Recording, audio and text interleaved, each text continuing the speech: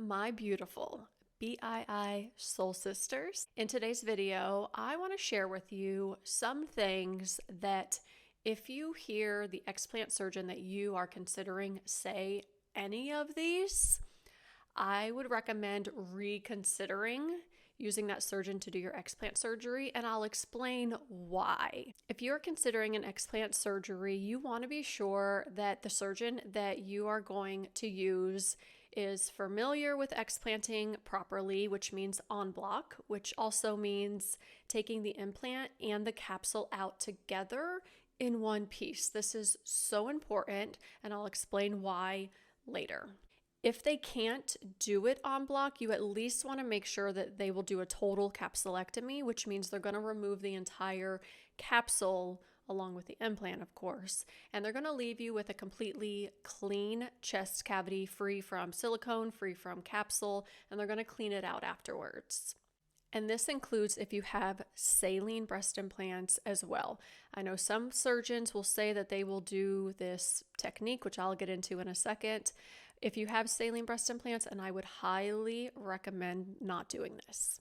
So with that brief description of an explant surgery and how to do it properly, I want to share with you some things that if you hear from an explant surgeon or just a surgeon who's going to do your explant, if you hear any of these things, I would definitely consider a different surgeon. The first thing is hearing, I don't do en bloc. I don't believe in getting all the capsule out. This is a huge red flag, especially if you suspect you have breast implant illness. The reason why you want to have your surgery done en bloc is because if your implant is leaking or ruptured, you want to make sure that that capsule is holding in all of those toxins and heavy metals as they're getting removed from your body. Because should you have a rupture or a leak and they cut open the capsule, all of that silicone and the toxins and the heavy metals could spill out into your body, and that would not be good. So you want to make sure that they're going to do it en bloc. If they say it's not necessary, I don't do it, it's too risky, then I would definitely reconsider. Another reason why getting the capsule out is so important, especially over the last year, we have found out from an FDA announcement in 2022 that there have been reports of squamous cell carcinoma found on the capsule around breast implants. So leaving that capsule in, it's just not good. It's inflamed scar tissue. There are probably some leftover residual toxins left over in that capsule, and your body will not absorb the capsule. Your body will not dissolve the capsule. So if you hear a surgeon say that your body's going to dissolve it, we don't need to do en bloc, it is not true. And even so, you need to get that capsule out because there have been reports of cancer found on the capsules. Something else you might hear from a surgeon is that they can take your implant out through your areola, which would be like this big of an incision.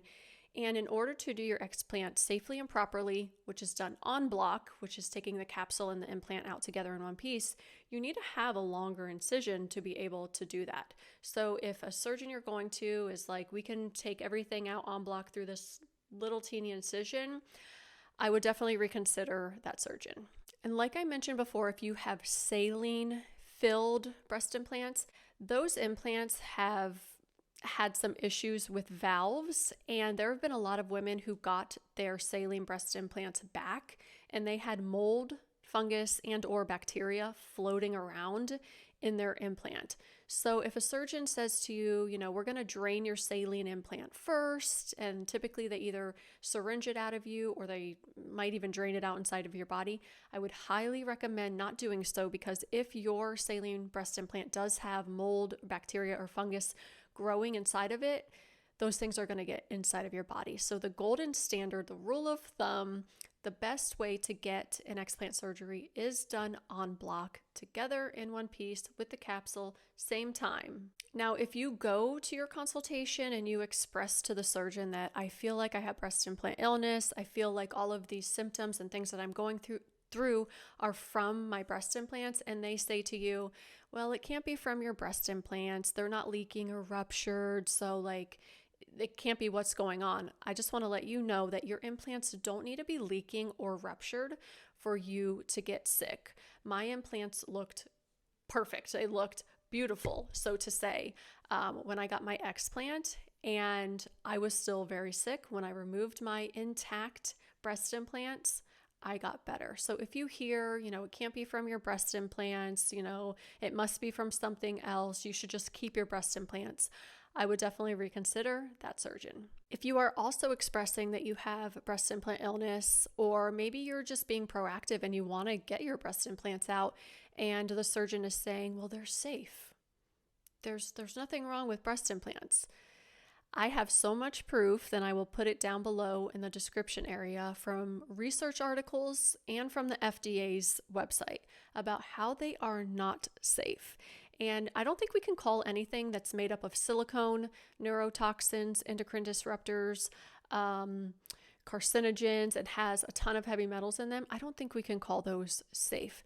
Plus, breast implants have been linked to cancer called BIALCL, and we really can't put something that's linked to cancer in the same category as safe. So I definitely recommend, before going to any doctor or before going to another explant surgeon, to go down into the description area below and print out some of those research articles and bring them with you just in case you hear something, because I like to give people the benefit of the doubt usually, and I can't expect everybody to be on the up and up of breast implants and breast implant illness, and maybe some doctors and surgeons really are in the dark about what is going on. But it's always good to just come armed and be prepared, because sometimes we have to educate our own medical staff, and that's okay, because at the end of the day, we are our own advocate. We have to trust ourselves. We know what we're going through. So I would definitely go down to the description, print out some of those, because you can't argue with research and you can't argue with what the FDA is saying about these risks and dangers that are now associated with breast implants. Something else you might hear when you go to an explant surgery consultation is, well, just get a new set. Like, let's just take these ones out if you feel like these ones are giving you a problem, and we'll just give you a new set. That doesn't fix anything. You're just re-implanting another set of toxins inside of you. And I know you're educated. I know you've done your homework, but it's just like, if you hear that, it's just like, oh, you're not getting it. Like, I'm here because I want to remove these. I want to potentially see if these are what's causing me all of these symptoms. I don't want to get a new set. I don't want to re-implant another set of foreign objects inside of my body. So if somebody is adamant about just getting a new set, you're going to hate what you look like, which is my next thing that you might hear.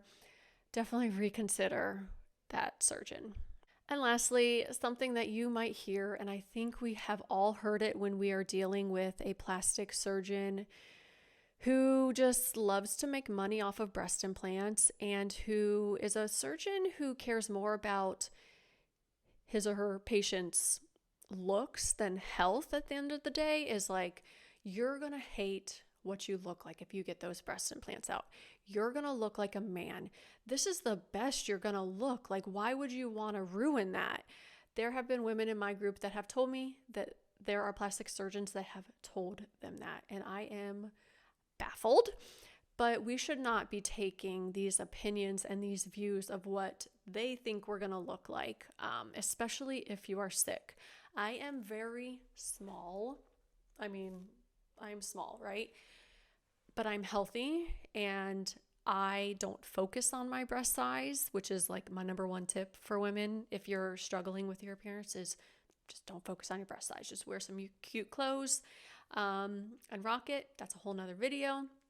But you're going to hear it, and that might have you questioning yourself as to like, I might hate myself. And especially if you haven't developed a really strong relationship with your body and you do struggle with body image issues, which who hasn't, right? But if you are really, really sick and you're needing to explant and you feel like it's the right thing for you to do, just kind of expect that a surgeon might tell you this to your face, which is completely wrong and inappropriate. But you just got to remember that you're doing this for your health. And yes, you might be small. I mean, you're going to be smaller, of course, because you're getting implants taken out of you, but it's not the end of the world. And your health and your happiness and your confidence, like has nothing to do, I should say your happiness and your confidence have nothing to do with your breast size, how big they are, anything like that. You're going to be so much healthier without breast implants inside of you. And lastly, I do want to say this is kind of a person-to-person preference, but you might also hear from a surgeon that they don't believe in breast implant illness, that it's not real. Oh, have you been inside of the forums on Facebook? Are you just listening to these groups of women who are spreading these false claims about breast implants causing all of these symptoms? Like, you might hear that. And for some women, choosing a surgeon who believes in breast implant illness and believes what they're going through is real is so important. And I totally get that. I would probably be in the middle here. So, for instance, there's a bunch of different scenarios. If you're somebody who's limited on surgeons, like you just live in an area where there's maybe 3 surgeons to choose from, and they'll all do your surgery properly. They're going to do it safe. They're going to do it en bloc. They'll do it right. But maybe they don't believe in breast implant illness. At the end of the day, for me, that would be all that mattered. It's just like, hey, I want to do this right. I want to get my breast implants out. You're going to do it right. If you don't believe me or what I'm going through, whatever, like, I don't really need you to believe me. It'd be nice. But I just, at the end of the day, I would just want to get my Explant done right and safe. And then for some women, it's just like, no, the surgeon that I'm going to use and go with, like, they have to believe in breast implant illness or I'm not even going to go with them. And I totally get that too. And I respect that too. So, depending on your views, you might hear some different things from surgeons. And again, it's all about trusting your gut, following your heart, going with your intuition and being like, going with that surgeon doesn't feel right. I just don't have this connection. I just feel like they're not going to do something right. So having that energy connection, knowing their skills, knowing their heart, all of that stuff is so, so important. So what you can do to ensure that your explant is going to be done right and to cover your butt in case something doesn't go right is to get everything written in paper. So you're just going to double check as often as you need to with your surgeon and be like, you're going to do my explant en bloc, right? You're going to take out all of the capsule, right? And get it all in paper, because if they don't and they say, oh, I couldn't get any of the capsule out for whatever reason they come up with, you have it in paper. And should you need another surgery down the road, there could be something that you could do financially with them, because they didn't do your surgery right in the first place. Another thing you can do is get some pictures taken and or a video taken if they offer that. For me, I had my surgery recorded. Somebody recorded my whole surgery from getting my implants out en bloc to cleaning me out, everything. So I was able to see everything was taken out and I was cleaned out and we're good to go. So I would definitely have those 2 backup plans of everything written in paper, on paper specifically of what he or she is going to do with your surgery, and then have some proof in either a photo or a video. And don't forget to check out some of the links down below. I'm going to include some research papers and some stuff from the FDA so that you can bring it with you to your consultation. And if you like videos like this, then please be sure to subscribe. It really helps my channel. And like this video if you like this video. And I shall see you on the next one.